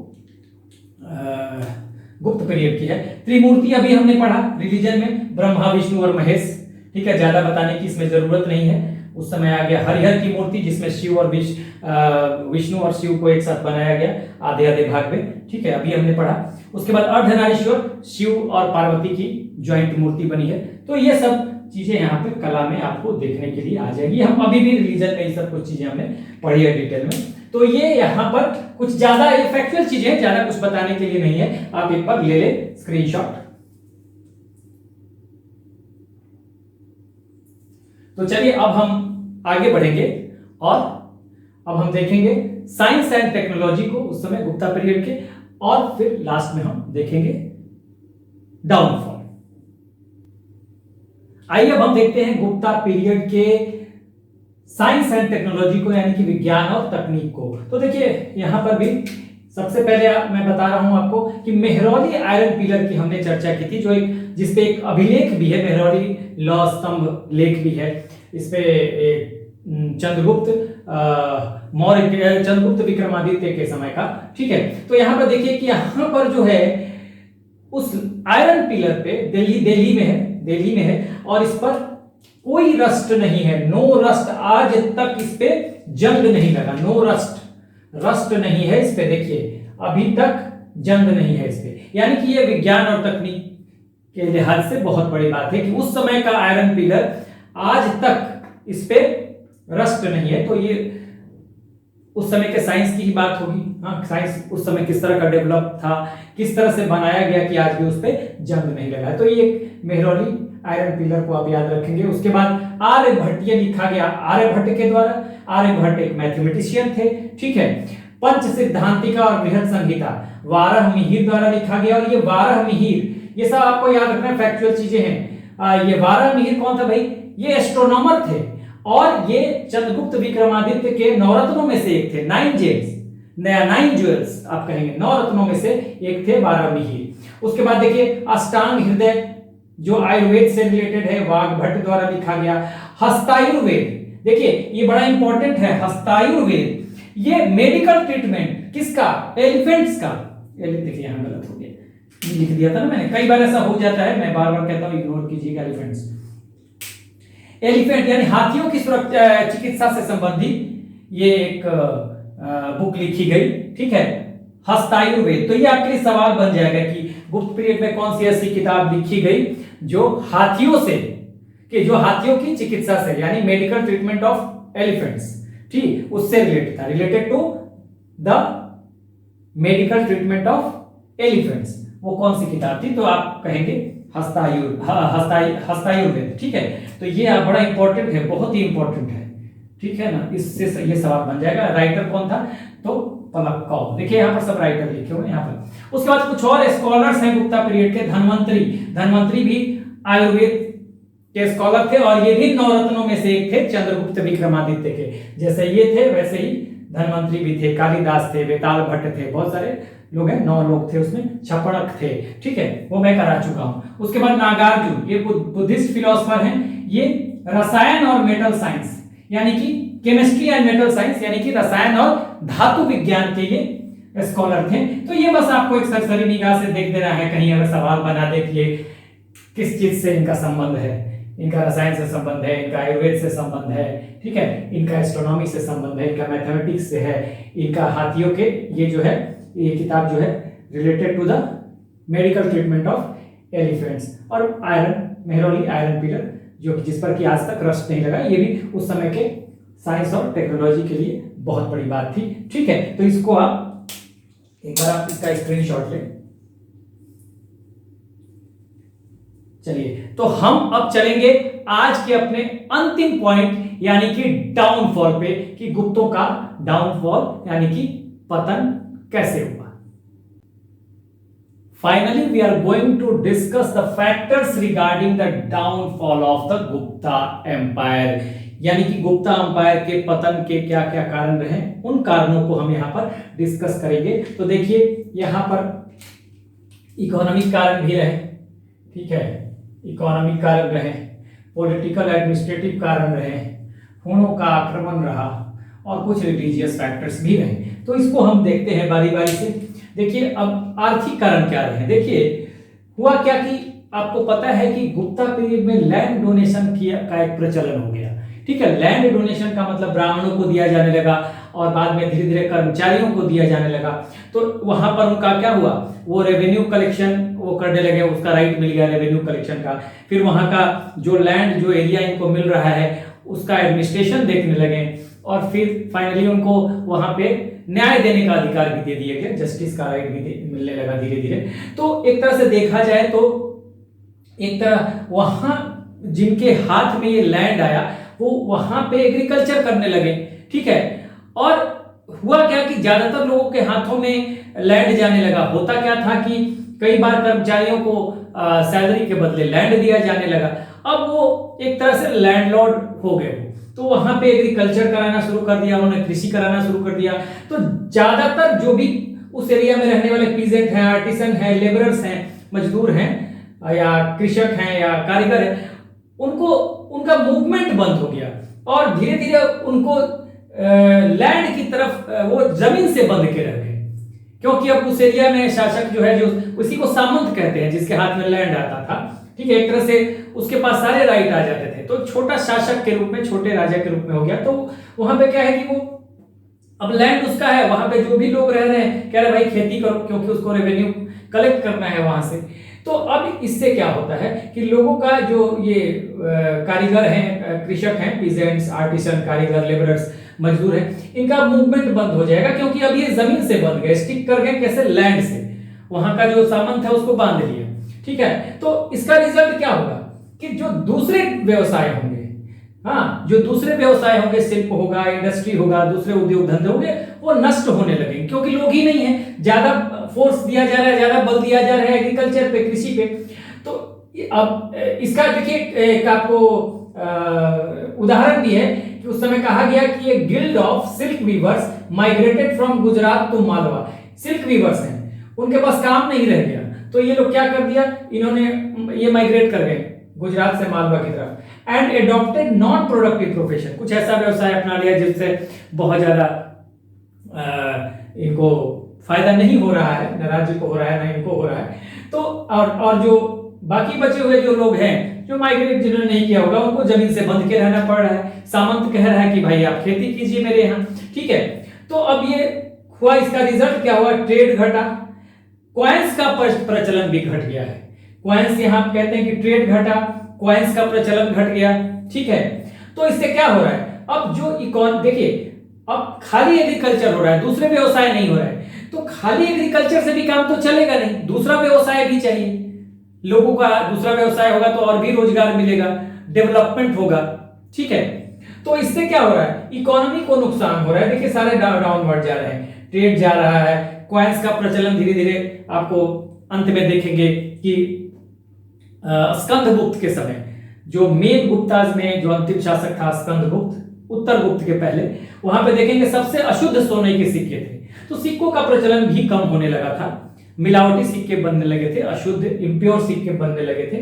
तो ये सब, और ये सब इकोनॉमी में डाउनफॉल का जो है ना, ये सिंबल है। ये कह रहा है कि भाई इकोनॉमी डाउन हो रहा है। फाहियान ने भी कहा है कि यूज ऑफ कॉडीज, कि उस समय कौड़ियों का इस्तेमाल होने लगा था। एक चीनी यात्री है फाहियान, जो कि चंद्रगुप्त विक्रमादित्य या चंद्रगुप्त सेकंड के समय आता है, चंद्रगुप्त सेकंड को ही चंद्रगुप्त विक्रमादित्य कहते हैं। तो ये फाहियान जो है चीनी यात्री, ये कहता है कि उस समय कौड़ियों का इस्तेमाल हो रहा है, यूज ऑफ कौड़ीज, यानी कि सीधी सी बात है कि सिक्कों का प्रचलन नहीं है उस समय, या तो ना के बराबर हो गया अगर कौड़ियों का इस्तेमाल हो रहा है तो। ये फाहियान की बात है, बड़ी इंपॉर्टेंट बात है। तो यहां पर आप देखेंगे ये लैंड डोनेशन जो है, सामंती प्रथा जो है, ये जो है बहुत बड़ा एक फैक्टर है।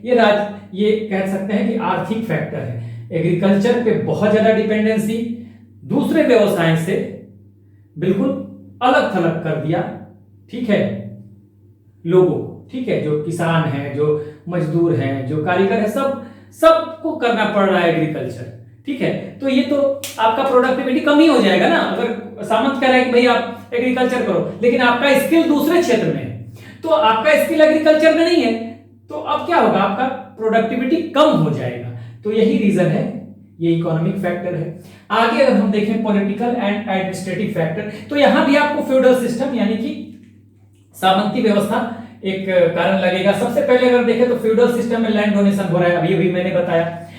और उस समय क्या होता था कि डिपेंडेंसी जो है, dependency on feudatories for army जो स्टैंडिंग आर्मी इनके पास था नहीं, फ्यूडेटरीज क्या करते थे कि आर्मी इनको प्रोवाइड करते थे, सेना प्रोवाइड करते थे राजा को, एम्पेरर को। अब देखिए लैंड डोनेशन से क्या हुआ, मैंने ये बताया कि धीरे धीरे सामंती प्रथा जब बढ़ेगा तो ये क्या करेंगे, अपने आप को स्वतंत्र करने की कोशिश करेंगे, ठीक है ना, क्योंकि इनके पास अधिकार आ गए, लैंड आ गया, उसके बाद वहां का रेवेन्यू कलेक्शन का राइट मिल गया, फिर एडमिनिस्ट्रेटिव राइट मिल गया, फिर वहां पे इनको जस्टिस का राइट भी मिल गया, न्याय व्यवस्था को भी देखने का काम ये कर रहे हैं, तो सारा राइट इनको मिला हुआ है। तो ये मजबूत हो गए, एक तरह से वहां के छोटे शासक हो गए, और ये अब मजबूत होने लगे, जो सामंत हैं, जो फ्यूडेटरीज हैं, तो अब ये चाहेंगे कि हम इंडिपेंडेंट हो जाएं, ठीक है ना। तो अब जब ये इंडिपेंडेंट होने की कोशिश करेंगे तो वो कुछ चीजों में इनकार करेंगे। राजा कहेगा भाई तुम क्या करो कि हमें आर्मी दो, वो कहेंगे नहीं देंगे जी, या अनसुना कर देंगे, ठीक है, इग्नोर करेंगे। तो ये सेंटर के कमजोर होने की निशानी है। तो फ्यूडल सिस्टम ने फ्यूडल सिस्टम का मतलब लैंड डोनेशन और dependency of feudatories for army, इसने भी कमजोर किया शासन को, क्योंकि अगर अपनी आर्मी होती है तो हम पूरे प्रशासन को देखने में सक्षम है, लेकिन अपनी आर्मी नहीं है, हम दूसरे पे डिपेंडेंट है, और वो शासक मजबूत होता जा रहा है, हाँ, लैंड की वजह से। अब वो जो सामंत है अपने आप को राजा समझ रहा है, छोटा राजा समझ रहा है, तो अपने आप को समझ रहा है कि अब हम इग्नोर कर सकते हैं, हम ताकतवर हो गए, बिना राजा के हमारा काम चल सकता है, और ऐसे ही धीरे धीरे बगावत शुरू होती है। तो ये चीजें आपको यहां देखने के लिए मिलेगी।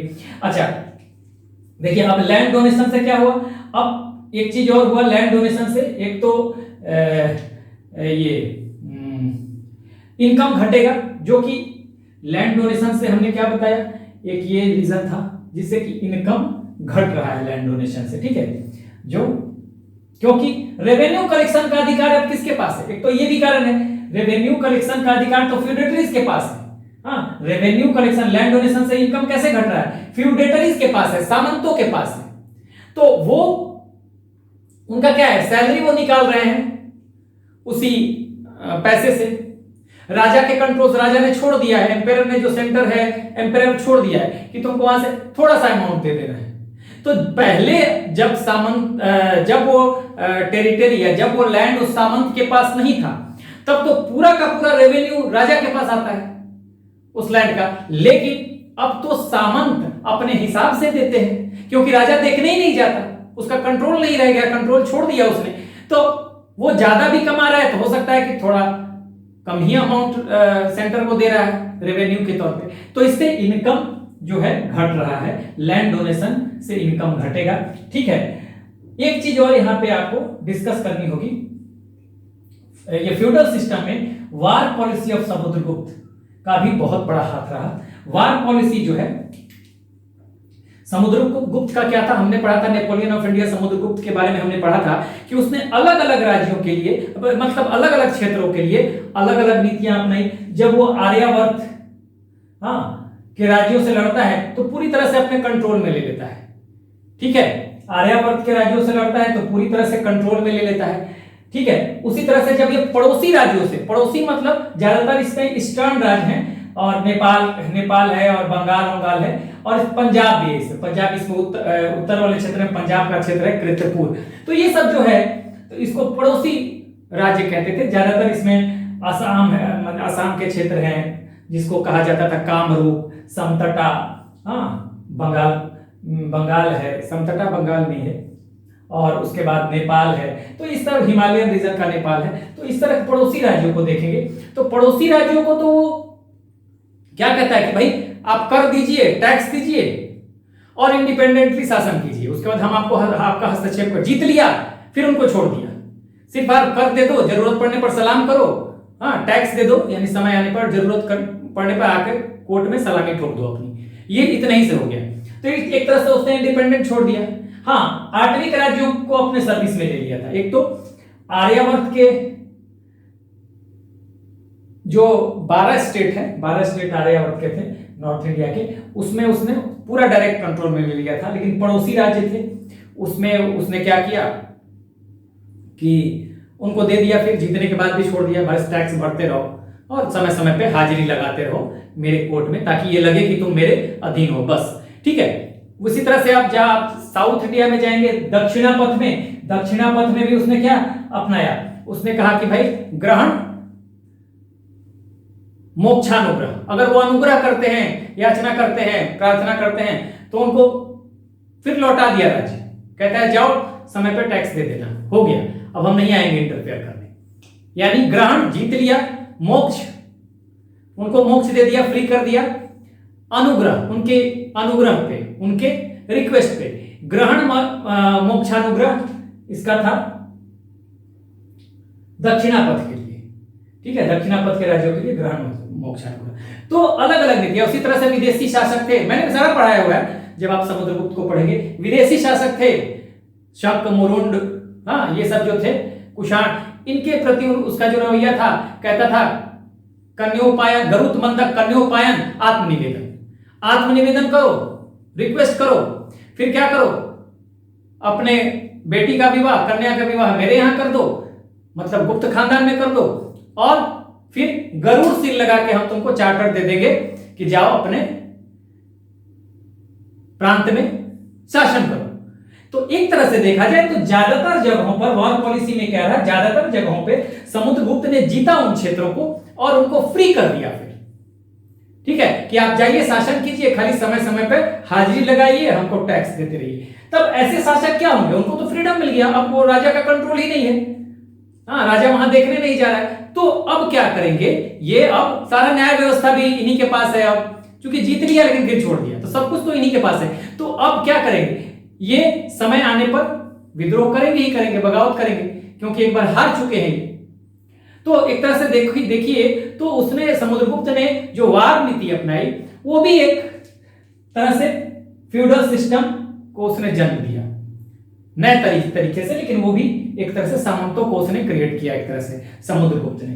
ठीक है, अब देखेंगे यहां पर फाइनली फ्यूडेटरीज अब क्या करेंगे, देखिए इन सब कारणों से फ्यूडेटरीज इंडिपेंडेंट स्टेट बनाएंगे, मैंने जो कारण बताया। ठीक है, अब ये सब जो अभी तक कारण मैंने बताया, तो फ्यूडेटरीज क्या करेंगे, ये इंडिपेंडेंट स्टेट्स बनाएंगे। तो इंडिपेंडेंट स्टेट्स का मतलब अब गुप्त साम्राज्य टूटने लगेगा।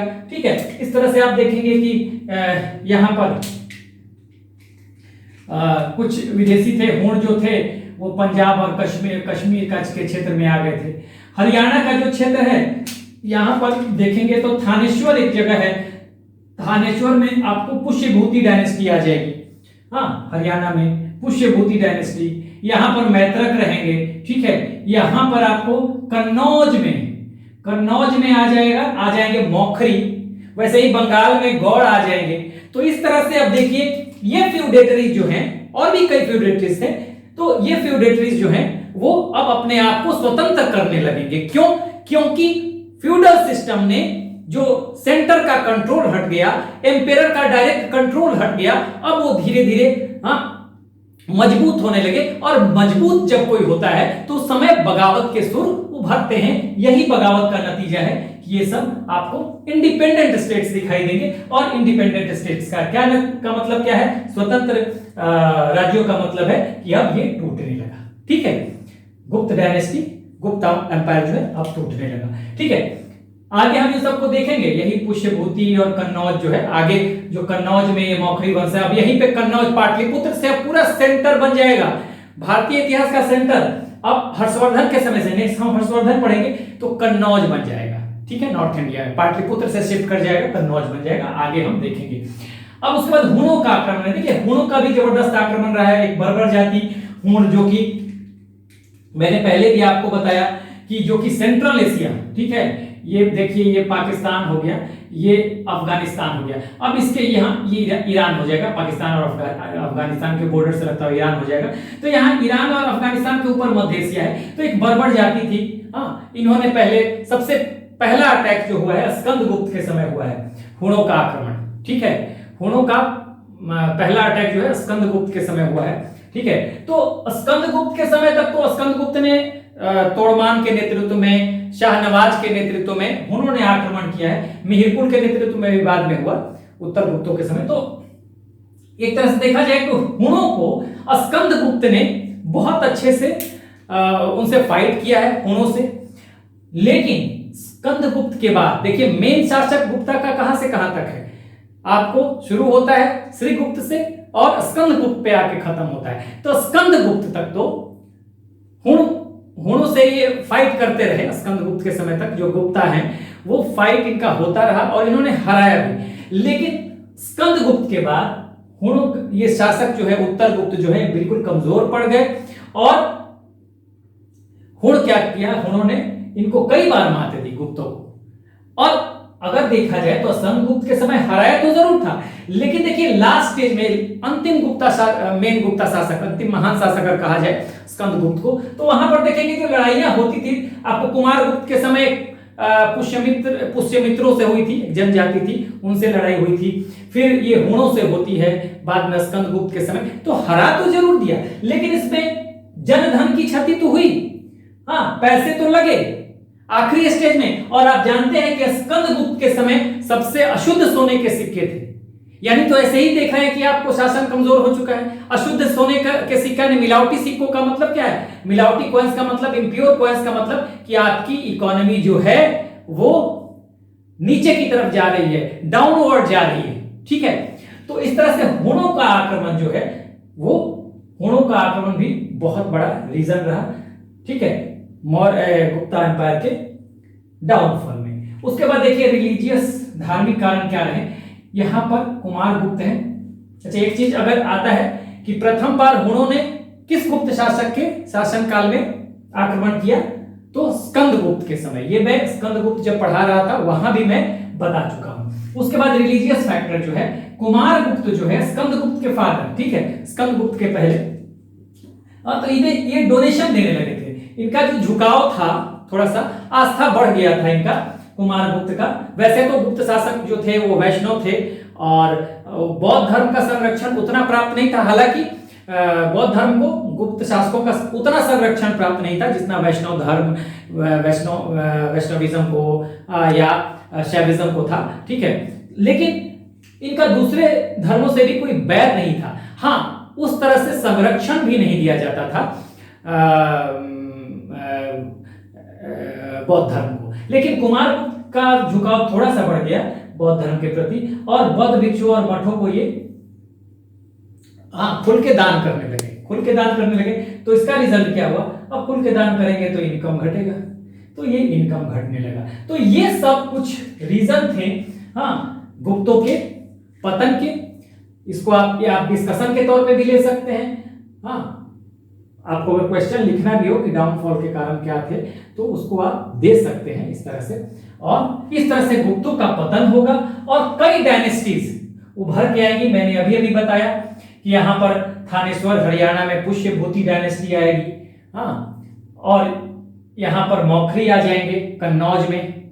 ठीक है, वही गौड़ आ जाएंगे यहाँ पर आपको बंगाल में। ठीक है, आपको मैत्रक तो यहाँ है ही। तो इस तरह से आप देखेंगे कि नॉर्थ इंडिया पूरी तरह से टूटने लगा। ये तो मुख्य थे, और भी दर्जनों इंडिपेंडेंट स्टेट्स उभर के आएंगे और इस तरह से गुप्त डायनेस्टी का पतन हो जाएगा। और अगला जो एक अंतिम जो नॉर्थ इंडिया की डायनेस्टी बनेगी, अगर एक तरह से शासन होगा जो, और डायनेस्टी तो नहीं होगी, वर्धन डायनेस्टी छोटी सी डायनेस्टी, उसमें एक ही शासक है हर्षवर्धन, तो मेन शासक है तो 2-3, लेकिन मेन शासक हमें हर्षवर्धन को ही पढ़ना है और वही इंपॉर्टेंट है, वही मेन भी है। ठीक है, तो आगे हम देखेंगे हर्षवर्धन को, और हर्षवर्धन पे ही एंशिएंट हिस्ट्री खत्म हो जाती है। हाँ, थोड़ा बहुत साउथ इंडिया की एंशिएंट हिस्ट्री रहेगी, थोड़ी बहुत संगम पीरियड और कुछ और 1-2 टॉपिक और है, वो हम लोग अलग से खत्म कर लेंगे, साथ साथ ही चलेगा, और मेडाइवल हिस्ट्री की शुरुआत भी हो जाएगी आगे आने वाले समय में। तो हम एंशिएंट हिस्ट्री जो है वो साउथ इंडिया की देखेंगे, बहुत कम है, ठीक है, साथ साथ वो भी देखते चलेंगे, और फिर हम मेडाइवल हिस्ट्री की शुरुआत भी कर देंगे। तो अगला टॉपिक जो हमारा होगा हर्षवर्धन होगा, और वहीं पे भारतीय प्राचीन इतिहास यानी कि एंशिएंट इंडियन हिस्ट्री की समाप्ति आप देखेंगे। आप एक बार चाहें तो स्क्रीनशॉट ले लें। So this is the end of the video. Do like, share and subscribe. Take care. Keep smiling. Jai Hind.